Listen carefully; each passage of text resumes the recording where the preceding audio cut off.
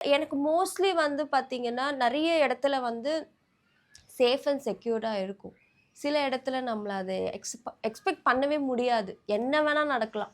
Girls எல்லாம் கூட்டு போனா நாங்க பயந்துட்டே இருப்போம். யாராவது உள்ள வந்துருவாங்களா?